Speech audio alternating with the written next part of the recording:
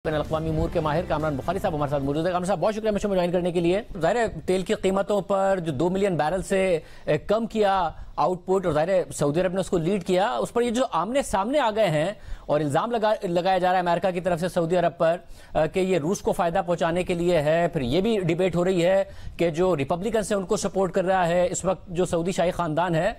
कहां तक ये मामला जा सकता है? जब बातें हो रही हैं कुछ सबक सिखाया जा सकता है, ताल्लुकात बहुत खराब हो सकते हैं। आपके ख्याल में कितना लेवरेज है अमेरिका के पास और कहां तक ये मामला जा सकता है? देखें, आई थिंक दोनों जानिब को खास लेवरेज नहीं है।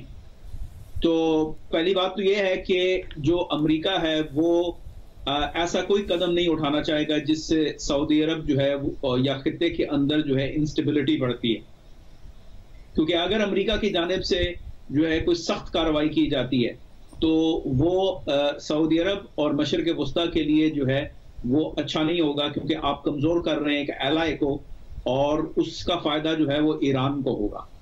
तो ये तो अमेरिका नहीं चाहेगा बिल्कुल भी। इसी तरीके से सऊदी अरब को भी मालूम है कि वो एक हद तक जो है वो नाराजगी इख्तियार कर सकता है, चाहे वो डेमोक्रेट्स के साथ है, चाहे सदर जो बाइडन की इंतजामिया के साथ है, चाहे मजमूई तौर पर जो अमेरिका की जो पॉलिसी है और जो सऊदी अरब के जो इंटरेस्ट है उनमें जो डाइवर्जेंस आया, जो भी सूरत हाल है वो सऊदी अरब एक हद तक जा सकता है, क्योंकि इन दी एंड जो सऊदी नेशनल सिक्योरिटी है उसका जामिन जो है वो अमेरिका है।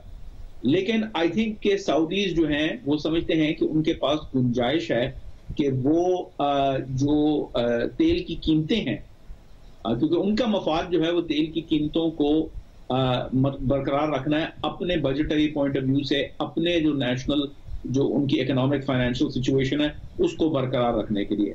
अब उसमें तजाद आ चुका है। जो अमेरिका की जो है जो जरूरत अमेरिका की जरूरत है, एक तो तेल की कीमतें कम की जाएं क्योंकि जो है महंगाई की वजह से, दूसरा ये है कि रूस के साथ जो इल्हाक हो रहा है वो ठीक नहीं है।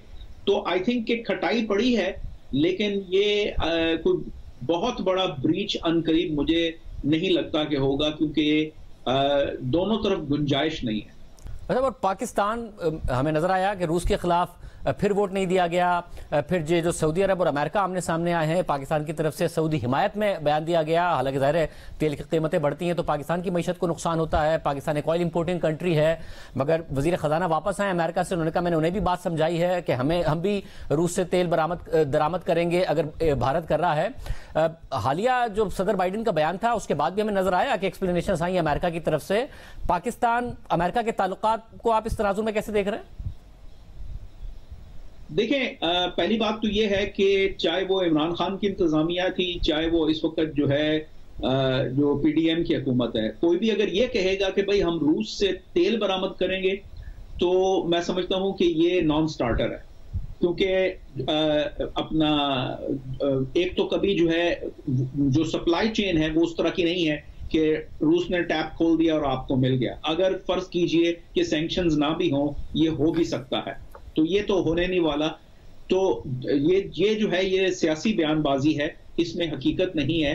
और पाकिस्तान की जरूरियात मगरिब से जुड़ी हुई है, तो पाकिस्तान किसी किस्म की कोई जारहाना कार्रवाई नहीं करेगा। जिस तरीके देखें, सऊदी अरब अगर कर रहा है तो सऊदी अरब खाम तेल का बहुत बड़ा एक्सपोर्टर है, उसके पास गुंजाइश है, उसकी एक हैसियत है।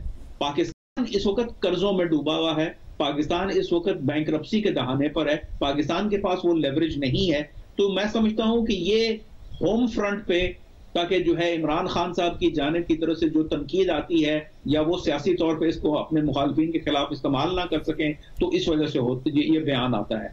दूसरी जानिब जो है अगर आप देखें तो ये जो अभी सदर जो बाइडन ने एक जिसे कहते हैं चलते फिरते बस एक जुमला जो है ना वो अपना कह दिया कि भाई वो पाकिस्तान के अंदर कोहिजन नहीं है और ये न्यूक्लियर वेपन स्टेट है और देखें ये खतरात हैं और ये और वो, उसको हमने जो हमारी जानिब से पाकिस्तान की जानिब से जो ऑफिशियल रिस्पांस आया है और मल्टीपल लोगों ने किया है, वो भी डोमेस्टिक पॉलिटिकल कंपल्शंस की वजह से किया है। इस वजह से नहीं किया कि अमेरिका के साथ जो है कोई ताल्लुकात जो है उनको कोई खतरा है। ओवरकिल किया है, मुझे नहीं लगता, मेरी समझ में तो यही आता है कि इस बयान को नजरअंदाज कर देने की जरूरत थी, जैसे अमेरिका ने इमरान खान साहब के बयान को नजरअंदाज किया जब उन्होंने इल्जाम लगाया कि जी assistant secretary of state for south and central Asian affairs ने उनकी हुकूमत का तख्ता उल्टाने में साजिश की है, तो उनकी तरफ से कोई बयान नहीं आया। इसी तरीके से इस तरफ से बयान नहीं आना चाहिए था। तो ये जो अपना रेटरिक होती है, इसको पॉलिटिकल या जियो पॉलिटिकल रेटरिक, इसको समझने की जरूरत होती है।